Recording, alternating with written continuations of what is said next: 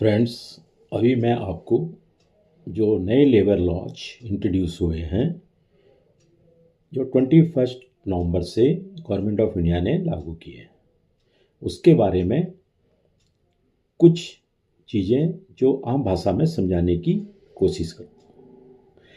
एक तो जो 4 नए कानून आए हैं, लेबर कोड्स आए हैं, वो इस समय एम्प्लॉयर के लिए भी ज़रूरी है समझना और एम्प्लॉयज़ के लिए भी ज़रूरी है समझना।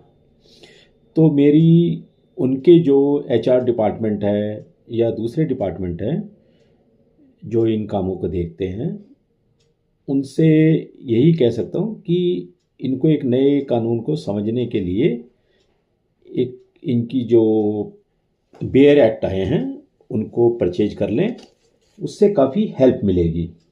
बेयर एक्ट्स अगर उनके पास होंगे तो वो समझ पाएंगे। इसमें जो है, एक सबसे पहला है वर्कर्स को इन हैंड सैलरी वो कम मिलेगी, क्योंकि अभी नए कानून के अंदर किसी भी सीटीसी का 50% बेसिक पे रखना ज़रूरी हो गया है। पहले क्या होता था कि बेसिक पे कंपनियां कम रखती थी, जिससे बाकी जो बेनिफिट्स हैं वो उसी बेसिक पे के हिसाब से ही वर्कआउट होते थे। अभी बेसिक पे 50% रखना है, तो उससे क्या होगा, हमारा जो ईएसआई है, पीएफ है, उसमें जो डिडक्शन होती है वो ज़्यादा होगी।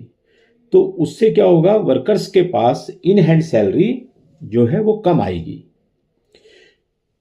दूसरा इसका ये फायदा ये होगा कि हमारे वर्कर्स को लॉन्ग टर्म्स में पीएफ में सेविंग ज़्यादा बचत होगी, सेविंग होगी, ज़्यादा सेविंग होगी, जो लॉन्ग टर्म्स में उसको यूजफुल होगी।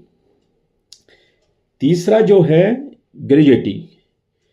ग्रेजुटी जो पहले नियम था कि मिनिमम अगर आप किसी कंपनी में, किसी फैक्ट्री में, किसी फर्म में 5 साल काम करते हैं तो तभी वो एप्लीकेबल होती थी। अब नए कानून के अंदर ग्रेजुटी सिर्फ 1 साल अगर आप काम करते हैं तो तभी से आप लेने के हकदार हो जाएंगे अपनी ग्रेजुटी का पैसा। उसके बाद वर्किंग आवर्स हैं। वर्किंग आवर जो पहले 8 घंटे होते थे, अब वो 12 घंटे कर दिए गए हैं।